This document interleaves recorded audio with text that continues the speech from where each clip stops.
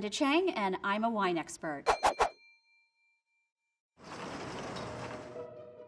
I'm so excited because clearly both of these are sparkling wines. We have this very traditional covering which keeps the cork in the bottle because these bottles are filled with bubbles and they have quite a bit of pressure. So there is a danger factor when you're opening these bottles, so you have to be very careful. Always have a black napkin and you're gonna put that on top of the bottle. So we're gonna go with bottle A first. Now's when it can get a little dangerous. I think that the best way is to loosen this cage a little bit but leave it on. Some people will tell you to take it off at this point, but that is an invitation for disaster. Now we're going to pick up the bottle and I'm pressing and pulling and I'm turning the bottle. You're going to hear a little whisper and that means you've done it correctly.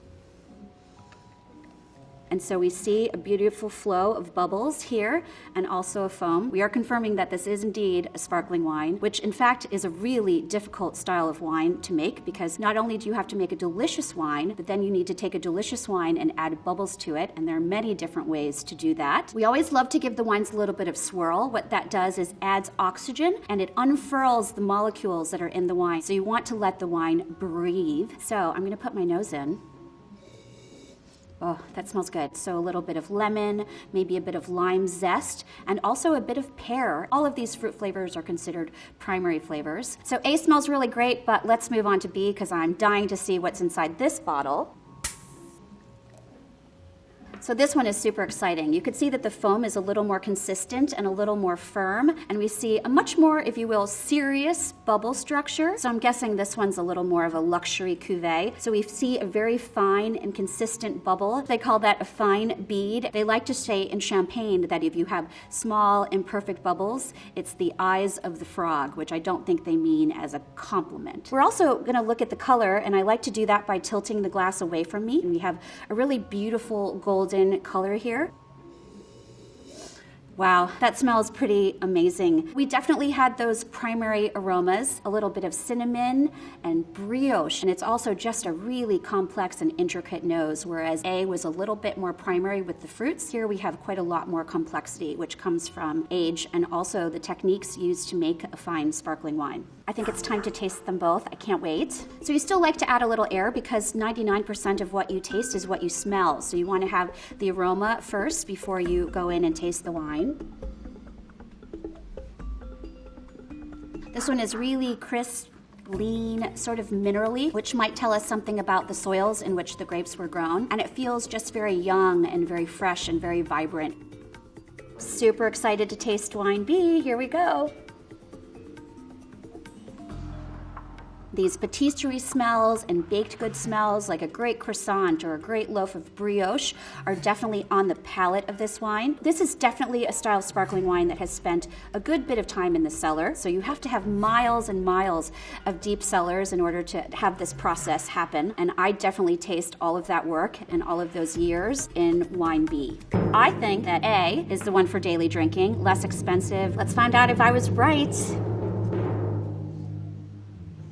Yay, I get to keep my job. Clearly, A is the simpler daily drinking. You're gonna find it on a lower shelf in the grocery store. And B is clearly something a little more serious and something that you wanna drink for a celebration. Canned wine is a super fun thing because you're gonna be on a boat or somewhere where you don't wanna have glass. There are great canned wines these days. I'm gonna dig in and grab the corkscrew because I still do need it for wine A. Look at that color. Now we really get to talk about colors of the rainbow because we've graduated to red wine. So here we've got something that's quite light red in the center, and then it sort of fades out to a pink color on the outside. I don't think we have crazy thick legs here, so we're not dealing with a super powerful wine that's gonna really coat the palate. Oh my gosh, this one is just like zingy red fruits. I'm smelling cherries and raspberries, maybe a little bit of tobacco too, which is confirming what we thought from looking at the wine, that there's a little bit of bottle age here. Let's move on to wine B and see what's going on there. No corkscrew required. This is already telling us that this is a more youthful wine because we have a little darker in the center and a little pink on the outside, but not quite as much variation, and it just looks like a more youthful style. Again, this is really bright red fruit, so I think we're dealing with the same grape in both glasses. A lot of fresh strawberry and almost unripe cherry. Since this is so fruit forward, as we like to say, I don't think it's been aged in oak. It's probably been aged in stainless steel or some kind of neutral vessel. Let's taste A.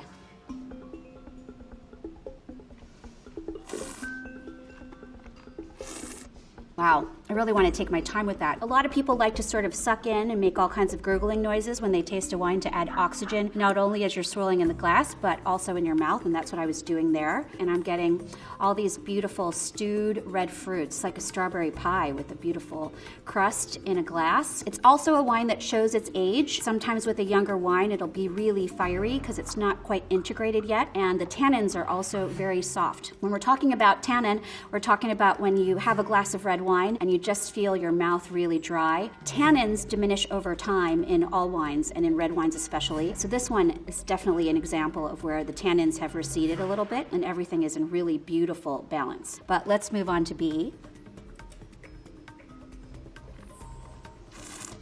Unlike A, this is from grapes that are grown in a much cooler climate. When you're in a cooler climate, your grapes don't get quite as ripe, so they don't produce quite as much sugar, and then you end up with wines that are a little higher in acidity. When you're producing red wines, there are so many choices for both the grape grower and also the winemaker, and you can definitely tell that here they're doing a lot of the choices that lead to complexity in the wine. A is the more serious wine, the Vin de Garde, and the one that's going to cost a little more. Let's see. 3 for 3. I think that we're dealing with Pinot Noir here, which is really fun, and I'm super excited to see a great Pinot Noir in a can at a really great price. I feel like I want to keep one in my purse all the time. From looking at them, these appear to be white wines, but you never quite know because winemakers love to use colored glass, which actually protects the wine that's inside. So we won't know that for sure. A heavier bottle is going to be a little more protective of the wine because you have thicker glass and also thicker colored glass, which will keep the wine safe from light degradation. I'm going to get wine A open and take a peek at what's inside. When you're opening a bottle of still wine, it's a little different from sparkling wine. So you want to take the knife on your corkscrew and you're going to make a cut around the second lip. Every bottle of wine has a top lip and also a second lip. You're going to make a cut upwards a little bit and then scooch off this lead capsule. So we're already set here. And the next step is I'm going to use my favorite corkscrew. It's not fancy, but it always does the job. And then the next part is to put this second ledge on the corkscrew, and then I'm going to gently remove, because you never want to make an OPA style pop. It is indeed a white wine. We know that for sure now. So we've got a little circle here, and I'm looking at the color from the center of the glass out to the outside, and I can actually see, if you remember from chemistry class, what we call the meniscus, and it's a little bit watery here, which tells me that this is a white wine that is grown in a cool climate. So now we're going to add a little oxygen. We definitely have a lot of the primary aromas that come from the fruit, so a lot of citrus and florals. White stones as well, what we like to call a little bit of minerality in the wine, which means that the grapes are kind of grown in some soils that maybe have limestone or chalky content. I can also tell just from the appearance and also the aromas that this is a younger wine. White wines like this, after they've had a bit of age and time in a wine cellar, will start to have not only the primary aromas, but also these secondary aromas and spices. So we're going to move on to B. With whites and reds that are still wines, it's great to have a big old glass so that you can get your nose in there and get all of the aromas. So another interesting thing that you find when you swirl your wine is you can watch the teardrops go down the side of the glass. These are also known as the legs, and what those tell us is how much alcohol is in the wine, and then it also tells us a texture that the wine is going to have on your palate. Higher alcohol have thicker legs and have teardrops that are very slow to go down the side of the glass. I can tell that this wine has a bit of alcohol, so that's going to be fun. Oh, that smells really great. On the nose here, the first thing that I find are these secondary aromas. So a lot of spices, clove and allspice. I'm ready. Let's taste wine A.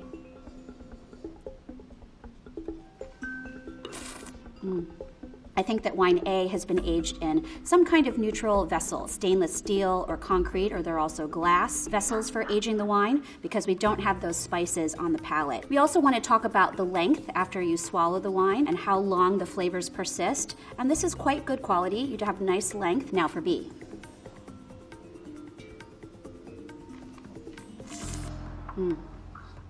It's a rich, full-bodied, viscous, we like to say glycerin-loaded, although that's not fun to say at the table. And the finish on this is so long. I'm still tasting this. I have a suspicion the grape that we're dealing with, and it's one of the grapes that's very easy to grow. It's one of those grapes that can grow all over the world. When you have a grape that's easy to grow anywhere, the question of whether the wine is inexpensive or expensive has to do with the real estate, where you plant your grapes and grow your grapes, and then how much the resulting wine is going to cost. I think real estate has a lot to do with what's going on in the glass. I think B is a slightly more luxurious style of white wine. Shall we see if I'm right? Yay! I'm correct. So I think that this is 2 Chardonnays from different parts of the world. So in wine B, they definitely used the really beautiful couture barrels in order to get those complex aromas and complex flavors, and that leads to a more expensive wine and something that tastes darn good. Another set of wines, and they are pink, so it's time for rosé all day. So most rosé producers love to showcase their wines in clear bottles because we love to see these gorgeous colors. There are 2 ways to produce a rosé wine. You can either make a white wine and add a bit of red wine until you get the desired color. The other way is to make a wine where you leave the skins on the grapes. All the colors come from a compound called anthocyanin, and if you leave the skins in contact with the juice, you can draw out the desired color, and in French they call this the Saignée method. I'm going to open bottle A and see what we have going on here. So I'm giving a little bit of swirl here, and I'm going to take a peek at the legs as they go down the side of the glass. Medium, so I don't think we're dealing with anything with a ton of alcohol. So this will be really good beach wine. Oh, again, all this really pretty fresh fruit. And we're also getting a little bit of spice, a little bit of herb, maybe some rosemary. This has probably been aged in stainless steel or something neutral because they're trying to produce a wine that's just easy to drink with a little bit of chill when you're outside. Wine B. I want to get into it. When you drink wines out of a bigger glass, the wine gets warm a little more quickly. And with a smaller glass with a nice long stem, you get to keep the heat of your hand away from the wine and keep it chilled. Oh, this one's really pretty. It's definitely lighter in color, but it is not lighter in aromas. You have a lot of really powerful herbs and florals. And I definitely have the red fruits like we did in wine A, but not quite as strong. It has a little more what we like to call that sort of secondary aroma that talks about development and maybe some time aging on the yeast cells, which tends to give a creamy texture, which we'll see when we taste the wine. I'm going to take a taste of A.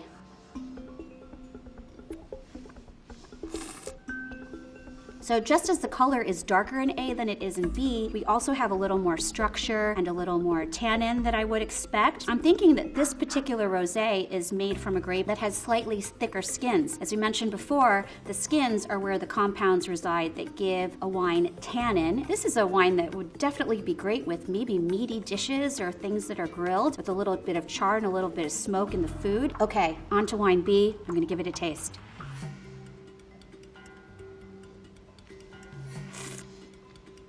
So this is what we expect when we get a glass of rosé at a restaurant, I think. You have these kind of herbal notes, as I mentioned in the aromas. I find those on the palate as well. You also have sort of a nice creamy structure and texture and mouthfeel that I think comes from aging the wine, which speaks to perhaps a little more complexity in the winemaking and probably a little more in the price as well. So I do think that wine B is the more expensive style, so let's see if I'm correct. Voila! But you know what? I think this is a bang for your buck. This is a really great rosé wine A if you need something for your table tonight or right now. These are unusual bottle shapes that don't look like any of the bottles we've done before, so I'm thinking we might be moving into sweet wines or something fun like that. And it's about time because it's time for dessert. I'm excited to get wine A open. Let's do this. We have some darker colored wines, it looks like here, so this is another category of sweet wine. Wine A has an amazing, dark, concentrated color. That can mean that it's made from grapes that have very thick skins. All grapes inside are white-fleshed, and you don't get any color unless you have some skin contact in the production. This also looks like a very young wine because we have very dark in the center and that sort of really pretty pink on the outside. Look at that. You swirl the wine, you actually have a little coating of color. That's how intense the coloration is. Oh, wow.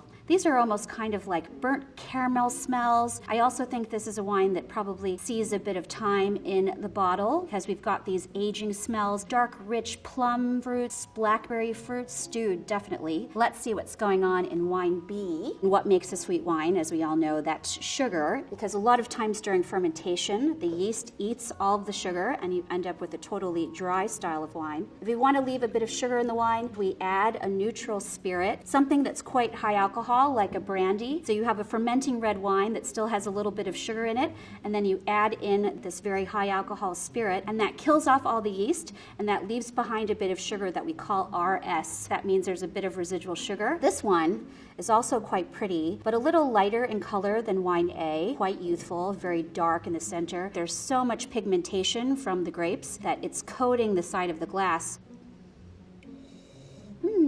Not quite as strong and as powerful as wine A, but definitely these really dark stewed fruit sorts of smells. Not as much spice. This one's a little more primary for me. I don't know about you. I'm ready to taste these. Let's see what's happening. There's some sugar there. This is delicious. This is like having a candy bar that's stuffed with cherries or blackberries or currants or plums, but also these sort of chocolatey and cocoa and brown spice notes. It's kind of like a dessert in a glass. The finish is very persistent, and even though I swallowed a bit ago and I've been talking to you, it just keeps going and going. So let's see what's going on in B. Very dark and juicy. We also have a bit of residual sugar here, but the sweetness is not quite as concentrated in A, so that leads me to believe this is sort of a younger, sort of more simply made style of sweet wine. I think that both of these wines are ports. They're using that method in which they're making a red wine, and they're stopping the fermentation before all the sugar is gone, and then they're making a choice whether they want to age it in barrels or they want to put it straight into bottles. The more expensive styles of port are vintage ports, in which all of the grapes are harvested in 1 year, and I think I know that the vintage port is here in A and the non-vintage port is here in bottle B and glass B. Let's see how I did. Got it right. So the vintage port in bottle A is a wine that's designed to age for many different years, for 10, 20, sometimes a century plus. Younger styles of port, and they're really lovely for drinking, but they're not necessarily designed to age, that you can drink every day, anytime. So one of the great things about being a wine drinker in this day and age and today is that there are great wines being made in all regions of the world, wines that are delicious and wines at every price range. So expensive is not necessarily better. So if you find something that you really love to drink, you could spend $9 like we did today on one of